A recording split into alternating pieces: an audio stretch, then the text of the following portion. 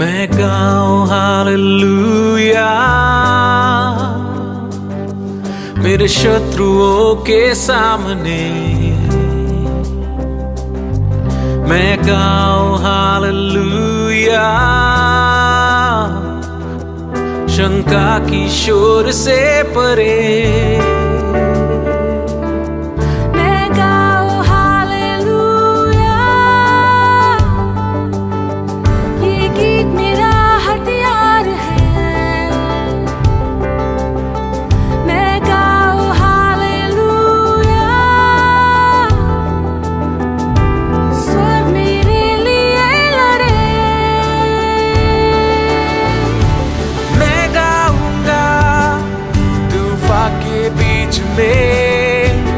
ऊंचा और ऊंचा मेरे स्तुति की ललकार, राख के ढेर से आशा उभरे। मृत्यु तू हारे, मेरा राजा जीवित है।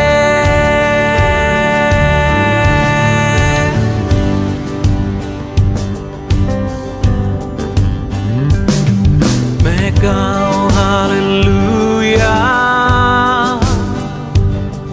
मेरे हर एक कण कण से। मैं गाऊं हालेलुया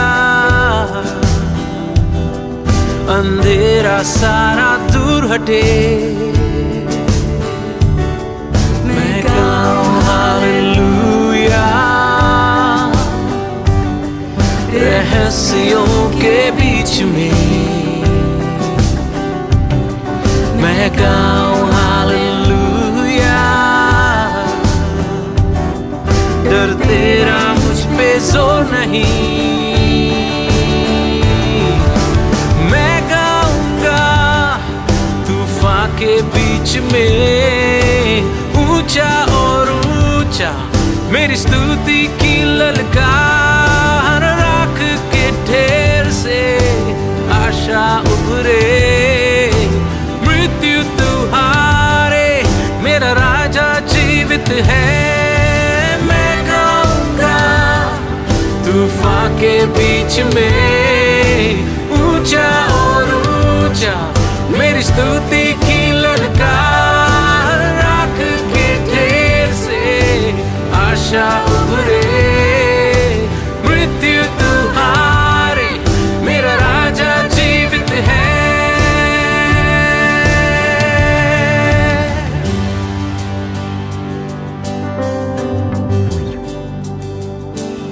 ऊंचा उठाए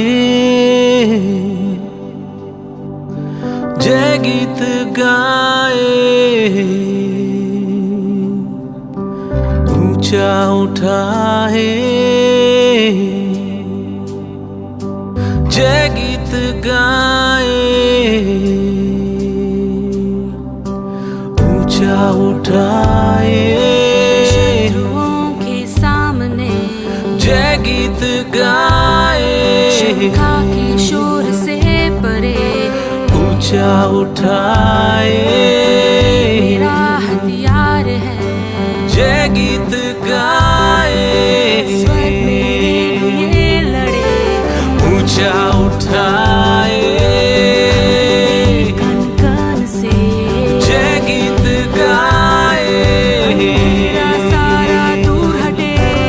ऊंचा उठाए के बीच में जय गीत गाए। मैं गाऊंगा तूफान के बीच में, ऊंचा और ऊंचा मेरी स्तुति की ललकार, राख के ढेर से आशा उभरे। मृत्यु तू हारे, मेरा राजा जीवित है। मैं गाऊंगा तूफान के बीच में, ऊंचा और ऊंचा मेरी स्तुति की ललकार, राख के ढेर से आशा उभरे। मृत्यु तू हारे, मेरा राजा जीवित है।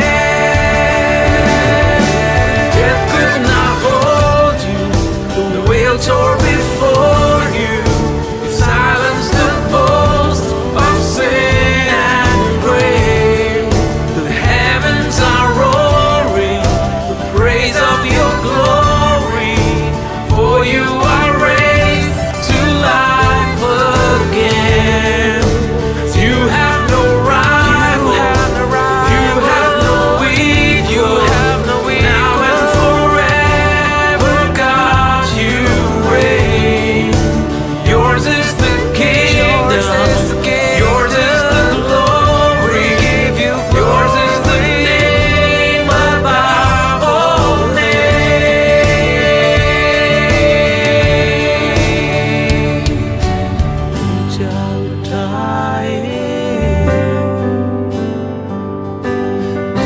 हाँ प्रभु, हम आपके नाम को ऊंचा उठाते हैं, वो नाम जो सब नामों के ऊपर है।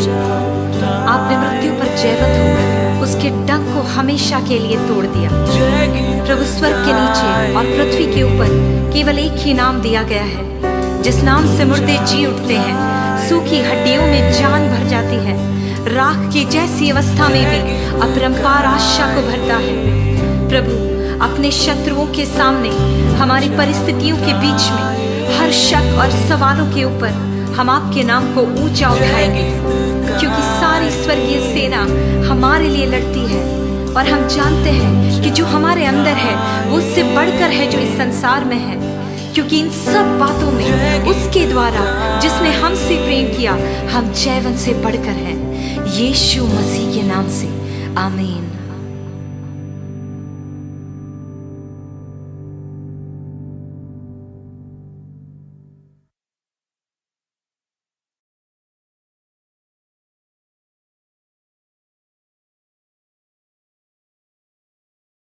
આવો ઈશ્વર પિતાનો આભાર માનતા સ્તુતિ કરતા આજની આ સાંજની ઓનલાઈન ભક્તિ સભામાં આપણે આપણી જાતોને પ્રભુના હાથમાં સોંપીએ, પ્રાર્થના કરીએ।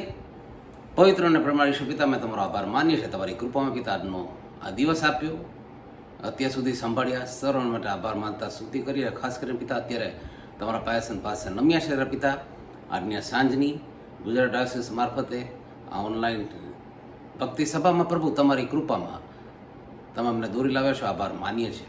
અમારા મનોનો હૃદયનો કબજો તમારા હાથમાં સોંપીએ છીએ। ભટકતા વિચારોને તમારા તરફ કેન્દ્રિત કરો, પવિત્ર આત્માની દોરવણી બોલનાર મુખને, સાંભળનાર કાનને પૂરી પાડો।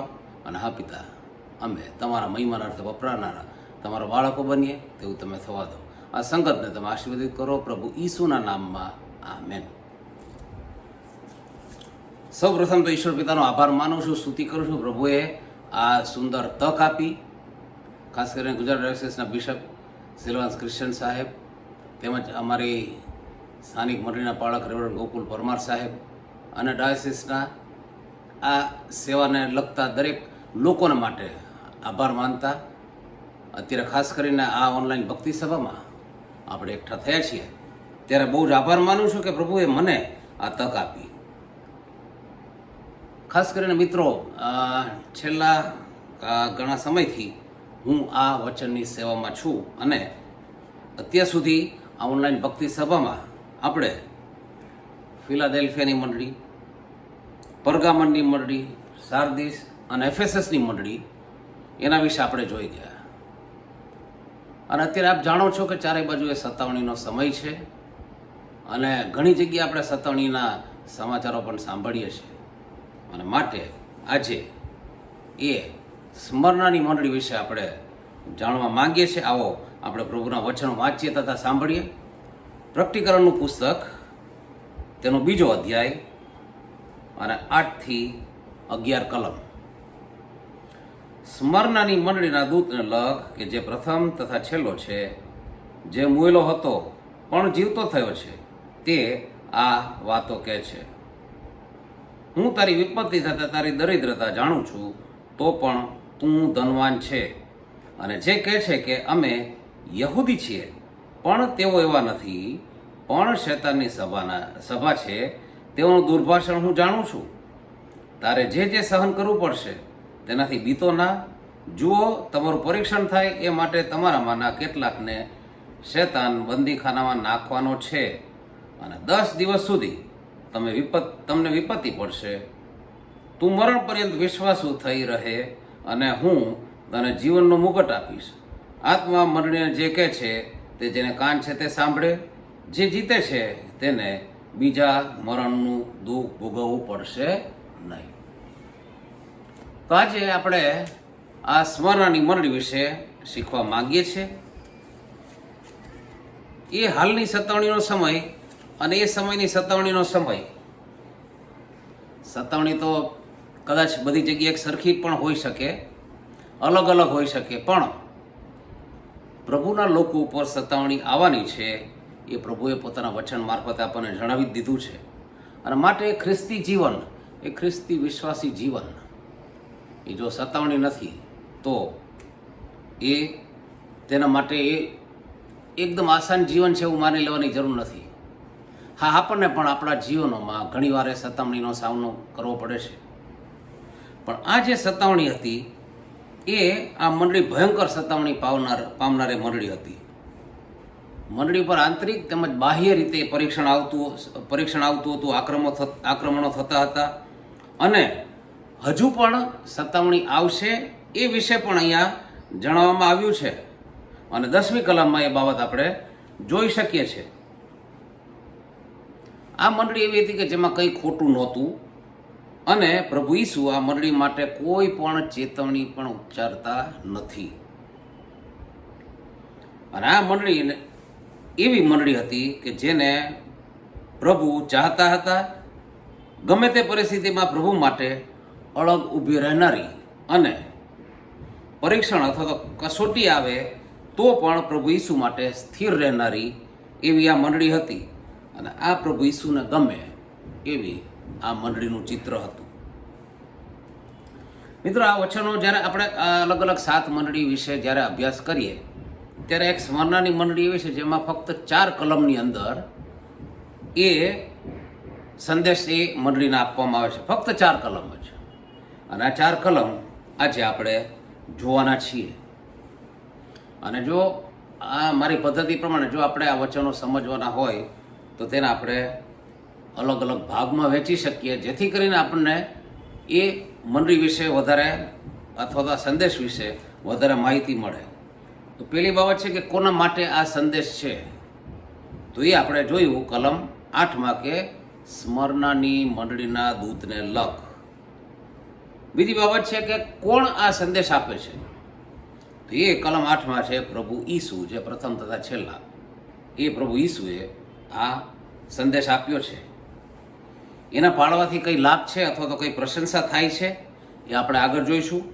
ત્યારબાદ કંઈ સલાહ સૂચન આ મંડળીને મળે છે એ પણ આપણે જોઈશું. અને કઈ ખાતરીદાયક વચન અથવા એ ખાતરી મળે છે કે જેથી આ મંડળીને ઉત્તેજન મળે.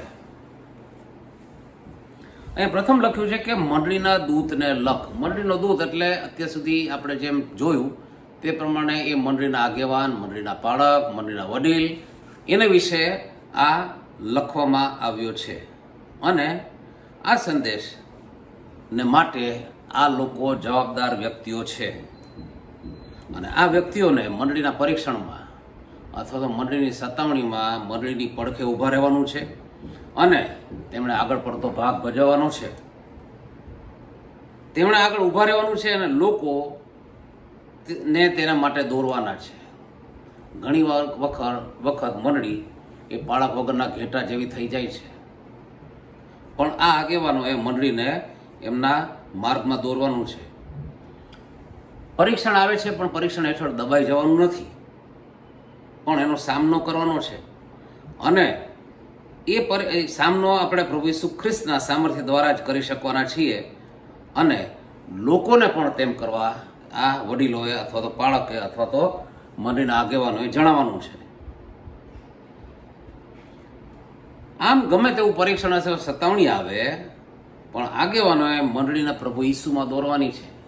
કદાચ પરિસ્થિતિ એટલી બધી ભયંકર આવે કે એ સતાવણીના અનુસંધાને એ શહીદી પણ ઓરી લેવી પડે, પણ આ સતાવણીમાં આ આગેવાનોએ બહુ જ મહત્વનો ભાગ ભજવવાનો છે. સ્મરણાની મંડળીનું બેકગ્રાઉન્ડ આપણે જોઈએ તો બે ત્રણ ઐતિહાસિક બાબતો આપણે એમાં જોઈ શકીએ છીએ. પહેલી બાબત કે સ્મરણાનો મતલબ શું? તો સ્મરણા એટલે કડવું. આ નામ એને ત્યાં બોળમાંથી મળ્યું કે જેનો ત્યાં ખૂબ જ વેપાર થતો હતો. બોળ આપણે જાણીએ છીએ, પ્રભુ ઈસુને પણ જ્યારે કબરમાં મૂકવામાં આવ્યા ત્યારે એ સોનું બોળ અને લોબાન જે 3 રાજાઓ લઈને આવ્યા હતા એ પણ તેમની સાથે મૂકવામાં આવ્યો. બોળ એ સુગંધી તરીકે વપરાય છે અને એ ડેડ બોડી ઉપર પણ લગાડવામાં આવે છે.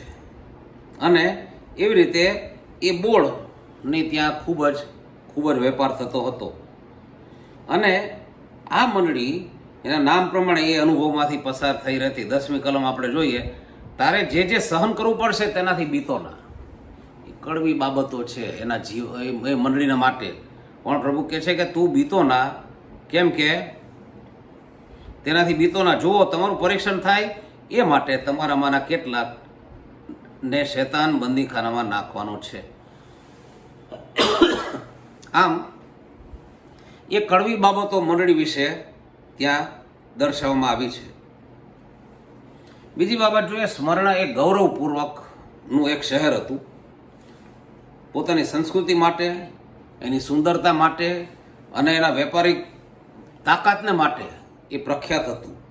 અને એશિયા માઇનર, જે ટર્કી આજના સમયમાં ટર્કી કહેવામાં આવે છે, તેનું અગત્યનું શહેર હતું. અને માટે તેના નાગરિકો અથવા તો લોકો પોતાની જાતને પ્રથમ માનતા હતા. બધી જ જગ્યાએ પોતાને પ્રથમ હોવું અને હું મારા પાડોશી કરતાં આગળ છું, હું મારા પાડોશી કરતાં પ્રથમ છું. દરેક બાબતોમાં બીજા કરતાં મોટું થવું, પ્રથમ થવું, એ લોકોનો ધ્યેય હતો. પણ અહીંયા પ્રભુ ઈસુ કહે છે કે હું પ્રથમ તથા છેલ્લો છું, હું આલ્ફા તથા ઓમેગા છું. અને પ્રકટીકરણનો 1લો અધ્યાય અને 8મી કલમમાં પણ પ્રભુ કહે છે કે પ્રભુદેવ જે છે, જે હતો અને જે આવનાર છે, તે જે સર્વશક્તિમાન છે, તે કહે છે કે હું આલ્ફા તથા ઓમેગા એટલે પ્રથમ તથા છેલ્લો છું. આમ આ સ્મરણાના ગામના લોકો પોતાની જાતને પ્રથમ કરતા હતા, પણ પ્રભુ ઈસુ કહે છે કે હું પ્રથમ છું અને હું તને જીવનનો મુગટ આપીશ. સ્મરણા એ મંડળીની સતાવણી કરનારું હતું અને તેમાં બહુ જ વગદાર યહૂદીઓ, એ સમયના ઘણા યહૂદીઓ હતા કે પ્રભુ ઈસુનો તેઓ સ્વીકાર કર્યો જ નહોતો, પ્રભુ ઈસુને તેઓ માનતા જ નહોતા. અને માટે એ યહૂદીઓ તેઓ આ મંડળીની સતાવણી કરતા હતા. અને તેઓએ સ્મરણાના અધિકારીઓને ખુશ કરવાના માટે ઘણા કાર્યો કરતા હતા કે જે મંડળી વિરોધી હોઈ શકે. તેઓ એ સમયમાં ઘણા દેવદેવીઓ ત્યાં અસ્તિત્વ ધરાવતા હતા અને તેના લીધે ઘણા ધાર્મિક મેળાવડાઓ, કારણ કે આ જે શહેર હતું એ વ્યાપારિક કેન્દ્ર હતું અને માટે જુદી જુદી જગ્યાએથી જુદી જુદી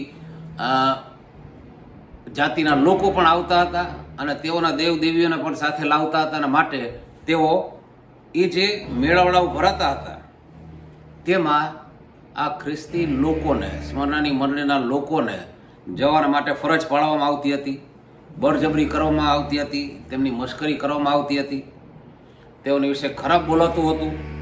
અને આમ એ દરેક બાબતો એ મંડળીના લોકો સહન કરતા હતા. પણ પ્રભુ ઈસુ કહે છે કે હું પ્રથમ તથા છેલ્લો છું. માટે વિશ્વાસીઓએ ને એ ખાતરી હતી કે સતાવણીના સમયમાં પણ પ્રભુ ઈસુ અમારી સાથે છે. આમ આ સ્મરણાની મંડળી એ પ્રભુને માટે એક મહત્વ ધરાવતી એવી બાબત અહીંયા દેખાડે છે. આ સંદેશ કોણ આપે છે? તો આ સંદેશ પ્રભુ ઈસુ ખ્રિસ્ત આપે છે કે જે 2 બાબતો દ્વારા આપણે જોઈ શકીએ છીએ. પ્રથમ તો પ્રભુ ઈસુ કહે છે કે હું પ્રથમ તથા છેલ્લો છું. પ્રભુ ઈસુ મારા અને તમારા જીવનના શાસક છે અને સર્વ સત્તાધારી ઈશ્વર છે. જેઓ સતાવણી કરી રહ્યા છે તેઓ એવું માને છે કે એ જીવન ઉપર અથવા તો જીવ ઉપર અમારો અધિકાર છે, અમે એને ગમે ત્યારે લઈ લઈએ છીએ. પણ એ અધિકાર તો પ્રભુ ઈસુનો છે. અને જેઓ માને છે કે જીવન મરણ આપવા લેવામાં અમારી સત્તા છે, તેઓ ભૂલ ખાય છે. કારણ કે એ સર્વ સત્તાધારી ઈશ્વર, એ પ્રભુ ઈસુ એ સર્વોપરી છે, એ જીવન આપે છે અને જીવન લઈ પણ શકે છે. અને માટે જો સતાવણી કરનારા એમ માનતા હોય કે જીવન મરણનો અધિકાર તેઓનો છે, તો તેઓ ધ્યાન આપે કે આ અધિકાર પ્રભુ ઈસુ સિવાય કોઈની પાસે નથી. અને જેઓ સતાવણી કરે છે તેમનો ન્યાય પણ પ્રભુ ઈસુ જ કરવાના છે. હિબ્રુ 9:27 કહે છે કે જેમ માણસોએ એક જ વાર મરવાનું છે અને ત્યાર પછી તેમનો ન્યાય થાય તેવું નિર્માણ થયેલું છે. હા, એ લોકોનો ન્યાય કરવામાં આવનાર જ છે અને આપણે આગળ જોઈશું કે આપણે એ બાબતમાંથી બચી જવાના છે. તો આનો મતલબ એ કે જ્યારે જ્યારે પરીક્ષણ થાય ત્યારે પ્રભુ ઈસુ તેમની સાથે જ છે. તેઓ પ્રથમ તથા છેલ્લા છે. જ્યારથી પરીક્ષણ શરૂ થયું ત્યારે પણ પ્રભુ હાજર હતા, પરીક્ષણ થતું હતું ત્યારે પણ પ્રભુ હાજર હતા, અને પરીક્ષણ પૂર્ણ થયું ત્યારે પણ પ્રભુ ઈસુ સાથે જ ત્યાં હાજર જ હતા. અને દરેક બાબતો ઉપર પ્રભુનો અધિકાર છે, એ સમય હોય કે કોઈ પણ બાબત હોય. અને માટે યોહાન 8:58 પ્રભુ ઈસુ કહે છે કે હું તો ઇબ્રાહિમના પહેલાનો છું. બીજી વાત પ્રભુ ઈસુએ કહ્યું કે જે મૂઓ હતો પણ જીવતો થયો છે. પ્રભુ ઈસુએ મારા અને તમારા માટે પૃથ્વી પર માનવ દેહ ધારણ કરીને આ પૃથ્વી પર આવ્યા. અને માણસના જીવનના દરેક તબક્કાઓમાંથી પ્રભુ ઈસુ પસાર થયા. છેલ્લો તબક્કો એ આ મૃત્યુનો હતો, અને મૃત્યુનો કડવો અનુભવ પણ પ્રભુ ઈસુએ કર્યો. અને તેમના માટે પણ આ એક તબક્કો જ હતો. અને જ્યારે પ્રભુ ઈસુ મૃત્યુ પામ્યા પણ ઈશ્વર પિતાનો સામર્થ્ય અને શક્તિ વડે પ્રભુ ઈસુને સજીવન કરવામાં આવ્યા. પ્રભુ ઈસુ પુનરુત્થાન પામ્યા, અને એ પુનરુત્થાન પામેલા પ્રભુ ઈસુ આજે મારા અને તમારા એ અદ્ભુત ઈશ્વર છે. અને માટે પ્રભુ કહે છે કે એ સમય છે, એ તબક્કો છે સતાવણીનો, એ સમય પણ પસાર થઈ જનાર છે.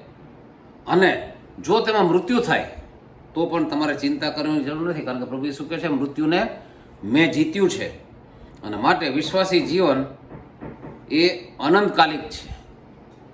પ્રભુ ઈસુ કહે છે કે મારા ઉપર વિશ્વાસ કરો, જેમ તમે બાપ ઉપર વિશ્વાસ કરો છો તેમ મારા ઉપર વિશ્વાસ કરો. અને માટે યોહાન 3:16 એ કદાચ નાનું બાળક પણ બોલી શકે, જો આજે હું ને તમે પ્રભુ ઈસુ પર વિશ્વાસ કરે છે તો મારા અને તમારા માટે અનંત જીવન છે ને છે જ.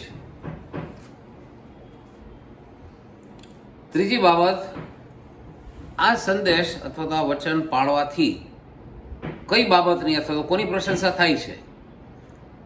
તો કે છે કે મંડળીની અથવા તો વિશ્વાસીની આ 4 બાબતે પ્રશંસા થાય છે.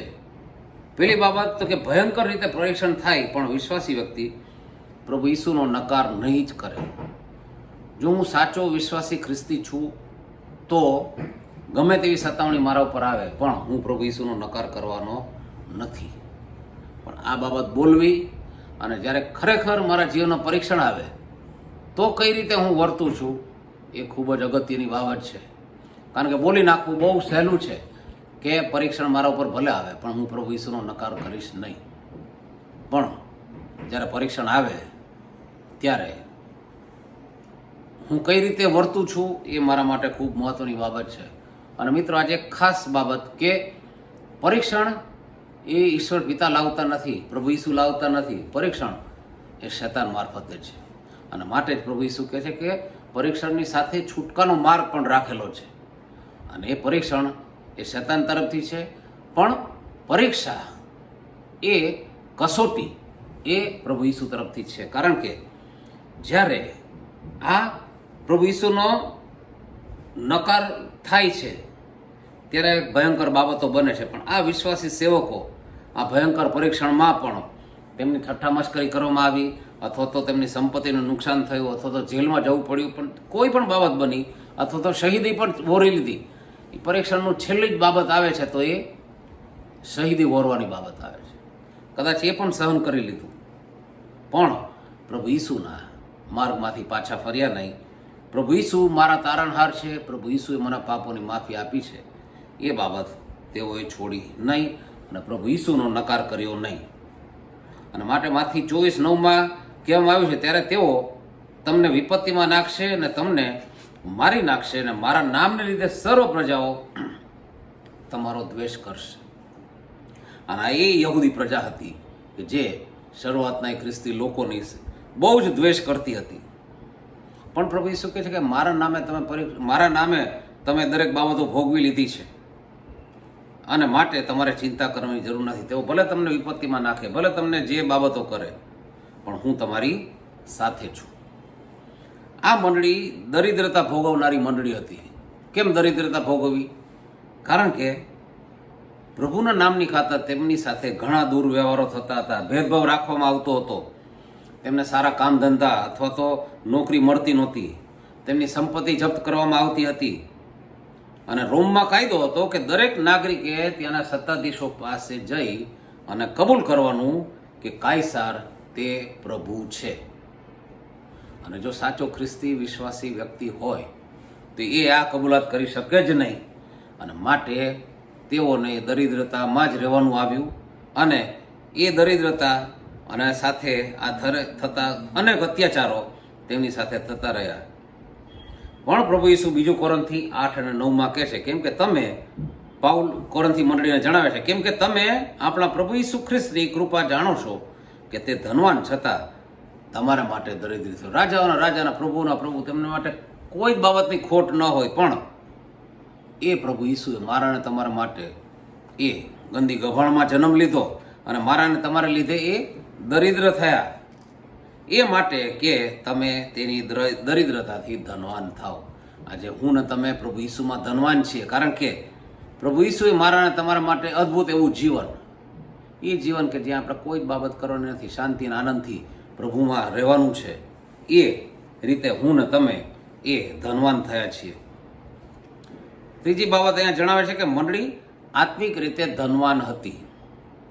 હા, કદાચ એ પૈસા ટકે કે એવી બાબતોમાં એ દરિદ્રી હતી, પણ આત્મિક રીતે પ્રભુ કહે છે કે એ ધનવાન હતી, કારણ કે પ્રભુ ઈસુને વિશ્વાસી હતી. અને જ્યારે પ્રભુ ઈસુને વિશ્વાસી છે ત્યારે આત્મિક રીતે એ ધનવાનની બાબત છે. એ વિશ્વાસુ એમ હતી જેમ કે પ્રભુ પરના એકબીજાના અને તેમને સતાવનારા પ્રત્યે પ્રેમ રાખવામાં એ ધનવાન હતી. જરૂરિયાતમંદોની સેવા કરવામાં એ ધનવાન હતી. ઈશ્વરના શિક્ષણ અને બોધ આપવામાં એ ધનવાન હતી. અને ન્યાયી અને પવિત્ર જીવન જીવવામાં એ ધનવાન હતી. માટે તેઓ પ્રભુ ઈસુની હાજરીથી આત્મિક ફળોથી ભરપૂર હતા. જેમ ગલાતી 5 અને 22 આપણે જોઈએ છે, આત્મિક ફળ એ દરેક બાબતો આ સતાવણી પામનારી મંડળી કે જે આત્મિક એ બહુ દરિદ્રી હતી, પણ પ્રભુમાં એ આત્મિક રીતે ધનવાન હતી. ચોથી બાબત, દરેક પ્રકારની યાતનાઓ, નિંદાઓ અને વિપત્તિ સહન કરનારી હતી, જે તેમને તેમના યહૂદીઓ ભાઈઓ તરફથી મળી હતી. આપણે જોઈ ગયા કે આ બહુ જાહો જલાલી વાળું અથવા તો એક નંબરનું શહેર હતું, અને યહૂદીઓ ત્યાંના અધિકારીઓને ખુશ કરવા માટે ગમે તે કરવા તૈયાર થઈ જતા હતા. અને માટે તેઓ મંડળીની નિંદા કરતા હતા, યાતના આપવામાં પાછળ પડતા નહોતા. પણ જુઓ, પ્રભુ ઈસુએ તે યહૂદીઓના માટે શું કહ્યું છે કે તેઓ શૈતાનની સભા છે. તેમના માટે બહુ જ ભયંકર શબ્દ પ્રભુ વાપરે છે કે તેઓ શૈતાનની સભા છે. આ એ યહૂદી પ્રજા છે કે જેને ઈશ્વર પિતાએ બહુ જ અદ્ભુત રીતે પોતાના માટે પૃથ્વી પર સાક્ષી રૂપ કરી. એ પ્રભુએ એમના માટે બહુ જ અદ્ભુત ચિહ્નો અને ચમત્કારો કર્યા, અને એ ઈશ્વર પિતાના સાક્ષી તરીકે જીવન જીવવાનું તેમને હતું. પણ એના બદલે તેઓ હવે શૈતાનની સભા સમાન બની ગયા છે. અને માટે પ્રભુ ઈસુનો અદ્ભુત સંદેશો છે કે કાં તો તમે દેવની મંડળીના છો, કાં તો તમે શૈતાનની મંડળીના છો, શૈતાનની સભાના છો.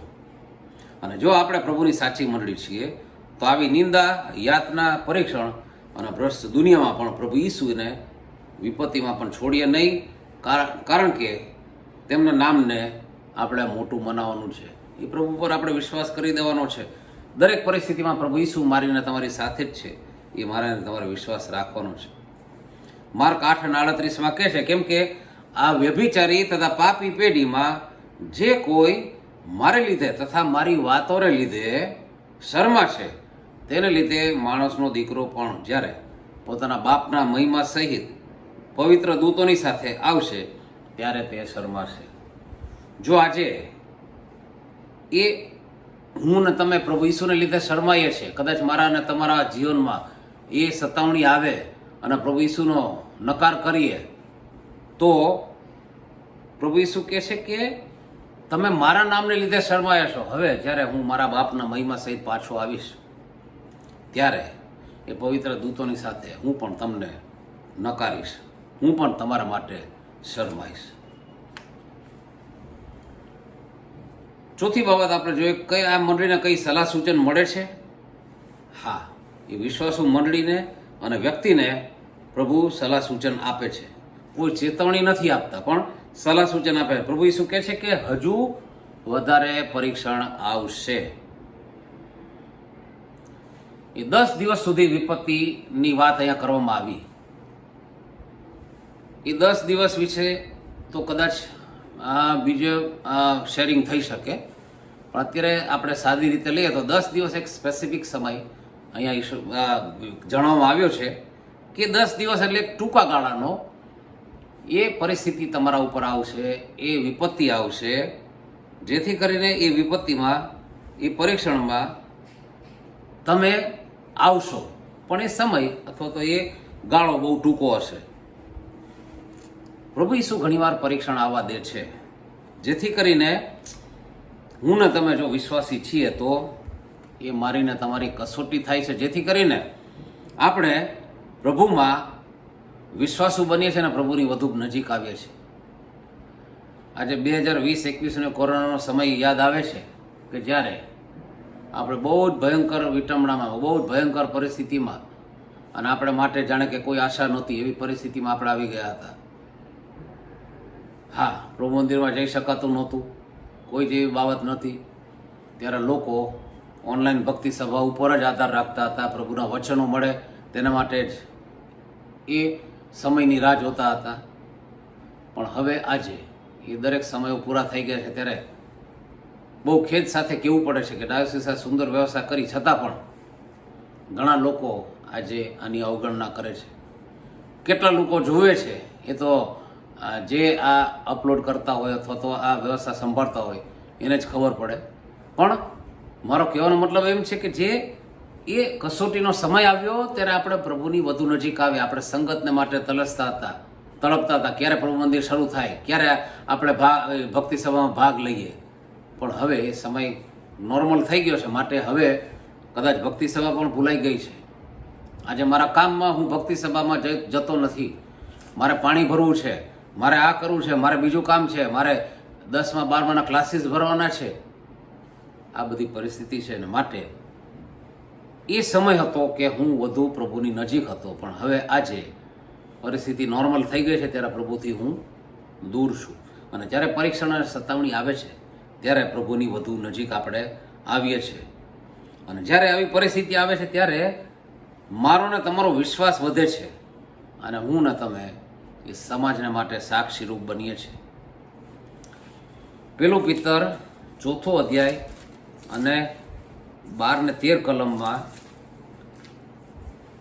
પિતર જણાવે છે કે વાલાઓ, તમારી કસોટી કરો ને સારું, તમારા પર જે અગ્નિરૂપી દુઃખ પડે છે તેમાં જાણે તમને કંઈ નવું થયું હોય એમ સમજીને આશ્ચર્ય ન પામો, પણ એને બદલે ખ્રિસ્તના દુઃખોના તમે ભાગીદાર છો એને લીધે હરખાવ, કે જેથી તેનો મહિમા પ્રગટ થાય ત્યારે તમે પણ બહુ ઉલ્લાસથી આનંદ કરો.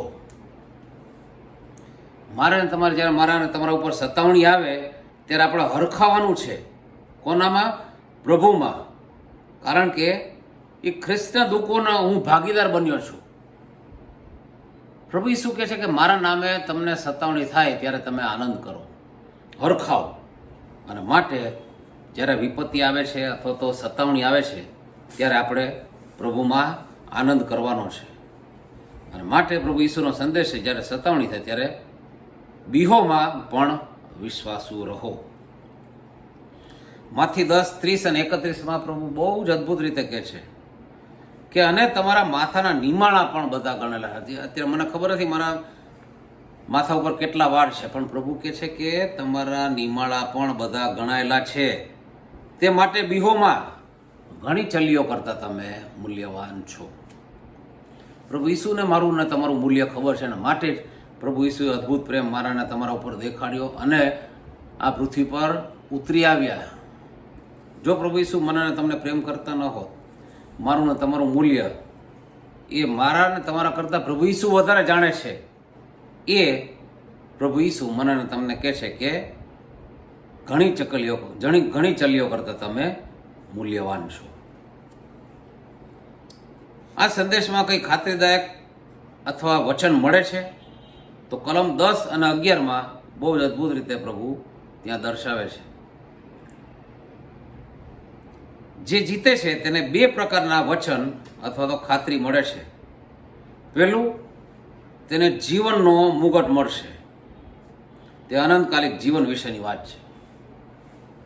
જો મિત્રો, યોહાન 3 અને 16 એના પર તો બહુ જ મોટા મોટા કેટલા સંદેશાઓ આપી શકાય, પણ ત્યાં પ્રભુ ઈસુ કહે છે કે જે કોઈ તેના પર વિશ્વાસ કરે તેનો નાશ ન થાય, પણ તેને અનંત જીવન મળે.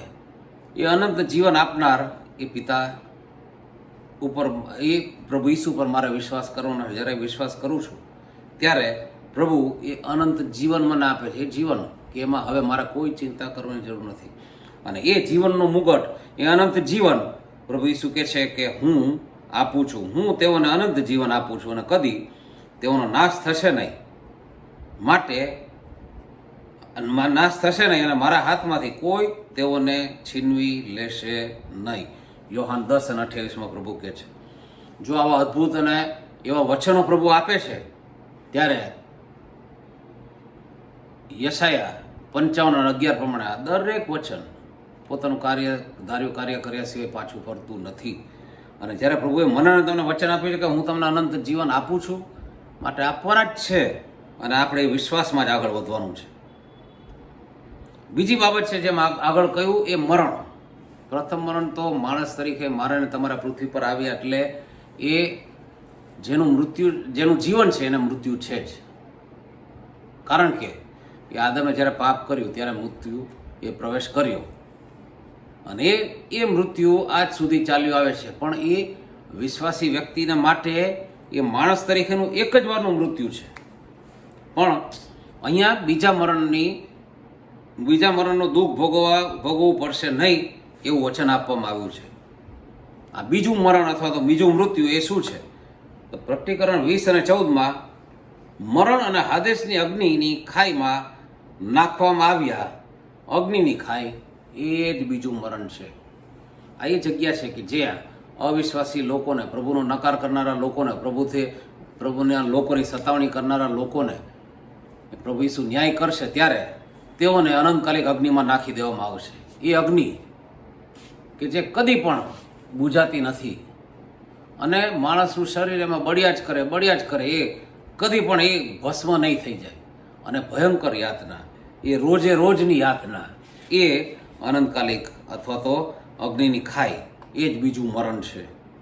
અને એ અનંતકાલિક અગ્નિની યાતના એ જ નરક છે. પણ આની અંદર એક બીજી બહુ જ ભયંકર બાબત એ બને છે કે પ્રભુ ઈસુની સંગતિથી હંમેશા માટે દૂર કરી દેવામાં આવે છે. પછી પ્રભુ ઈસુ એ વ્યક્તિની પાસે હોતા નથી. હા, વિશ્વાસી વ્યક્તિને મેં કીધું એમ માણસ છે, તેને એ શારીરિક મૃત્યુમાંથી પસાર થવું જ પડશે. પણ જે વિશ્વાસી વ્યક્તિ છે, પ્રભુ ઈસુ પર વિશ્વાસ કરે છે, પ્રભુ ઈસુના બલિદાન વિશે જાણે છે, પ્રભુ ઈસુ પાપોની માફી આપી શકે છે વિશ્વાસ છે, એ પ્રભુ ઈસુ એ જ્યારે હું એના પર વિશ્વાસ કરું છું ત્યારે મારે તમારે આ બીજું મૃત્યુ ભોગવવાનું નથી. અને જો આજે વિશ્વાસી વ્યક્તિ મૃત્યુ પામે છે તો તેના માટે સ્વર્ગના દરવાજા ખુલ્લા જ છે. એને આ બીજો મૃત્યુ સહન કરવાની જરૂર નથી. અને માટે સલાહ આપવામાં આવી છે કે જેને કાન છે તે સાંભળે. બહુ જ વચનો આપણે સાંભળીએ છીએ, બહુ જ મોટા મોટા વક્તાઓ આવીને પ્રભુના વચનો શેર કરી જાય છે, સંદેશાઓ આપે છે. પણ આત્મા કહે છે કે જેને કાન છે તે સાંભળે. આજે ઘણા લોકોના ઘણા વચનો આપણે સાંભળ્યા છે, ઓનલાઈન સાંભળ્યા છે, પણ એને મેં ને તમે કેટલા જીવનમાં ઉતાર્યા છે એ બાબત મારે તમારે સમજવાની જરૂર છે. ને માટે જ અહીંયા દરેક મંડળીને લખવામાં આવ્યું છે જેને કાન છે તે સાંભળે. અને માટે મારીને તમારી વિશ્વાસી તરીકેની ફરજ છે કે હું ને તમે એ સાંભળીએ અને દરેક પ્રકારની યાતના, પરીક્ષણ, સતાવણી કે વિપત્તિમાં મારે ને તમારે પ્રભુ ઈસુને વિશ્વાસુ રહેવાનું છે. આ સ્મરણાની મંડળી એ વિશ્વાસુ રહી અને માટે એના કોઈ જ ચેતવણી નથી, કોઈ જ એના માટે એ બાબત નથી, પણ એને આ જીવનના મુગટની વાત કરવામાં આવે છે કે એ જીવનનો મુગટ એ બીજા મરણમાંથી મુક્તિ.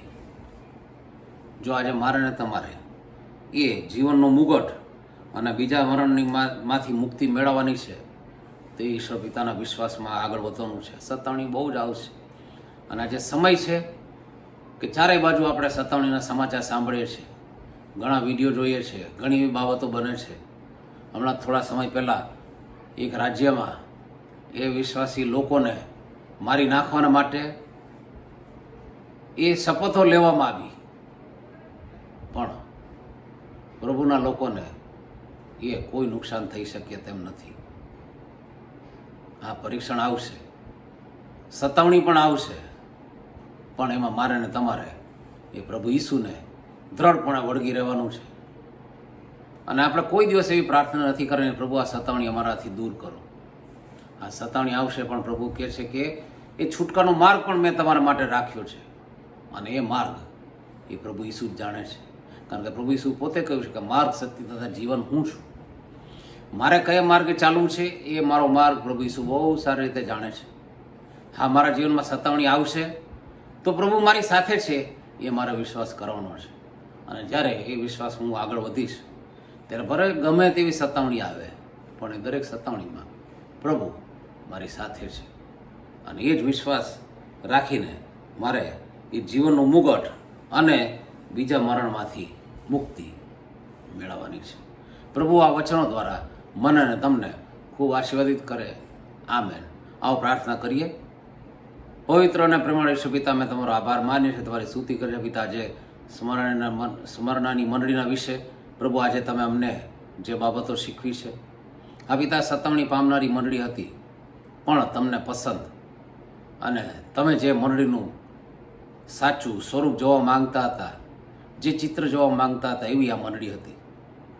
ત્યારે પિતા અત્યારે અમે તમારી કૃપા માંગીએ છીએ. અમે પણ પ્રભુ આજે આ સતાવણીના સમયમાં જેમ સ્મરણાની મંડળી તમને વિશ્વાસુ રહે એવી રીતે અમે વિશ્વાસુ રહીને અમારા જીવનમાં આગળ વધીએ એવી કૃપા તમે થવા દો, તો એવી મારી પ્રાર્થના છે.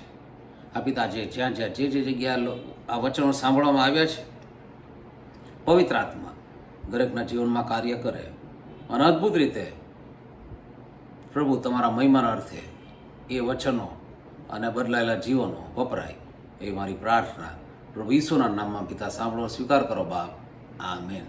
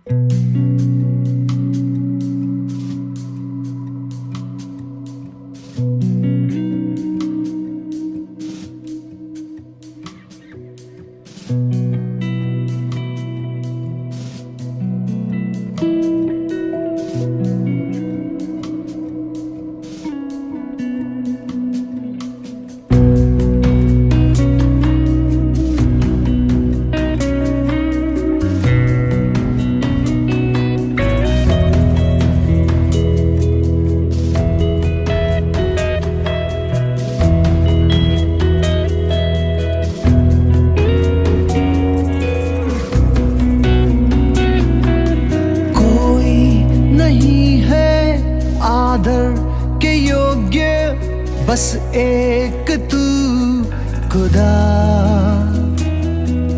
कोई नहीं है सिंहासन के योग्य, बस एक तू राजा, कोई नहीं है आदर के योग्य, खुदा कोई नहीं है सिंहासन के योग्य, बस एक तू राजा। सारा आदर सारी महिमा तुझको मिले यीशु। सारा आदर सारी महिमा तुझको मिले यीशु।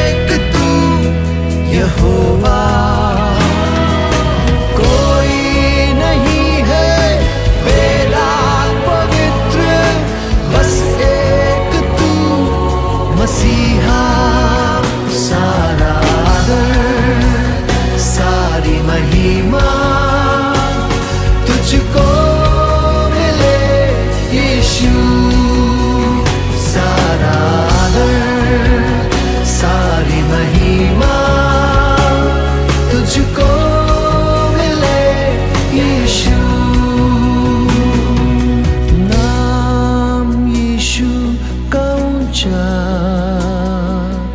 नाम यीशु का ऊंचा,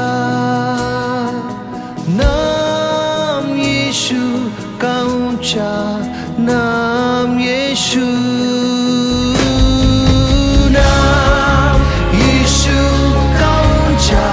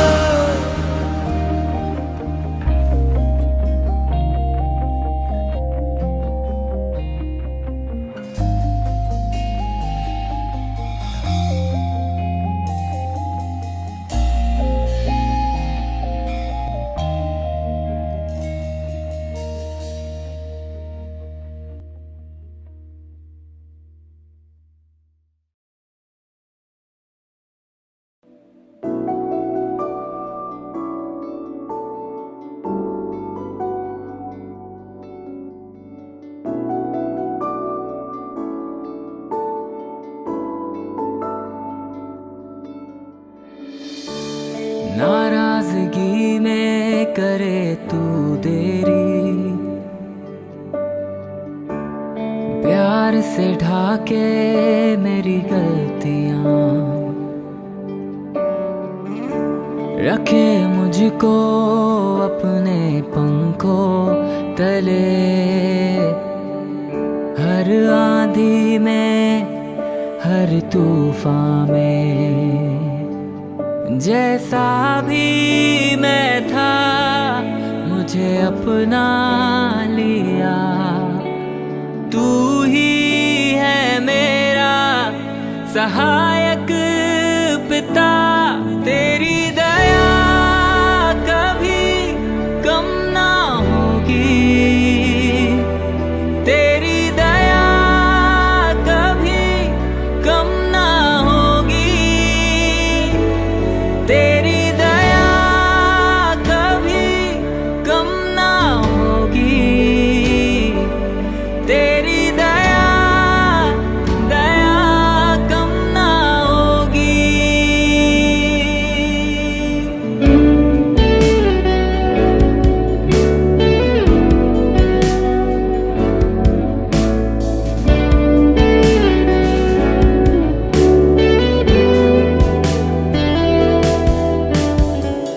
रखता ना तू मेरे पापों का हिसाब। अनजान था तुझसे तब भी किया तूने प्यार। मेरा हृदय तूने है खोला। गुनाहों में मुझे कभी ना तोला। जैसा भी मैं था मुझे अपना लिया। तू ही है मेरा सहाय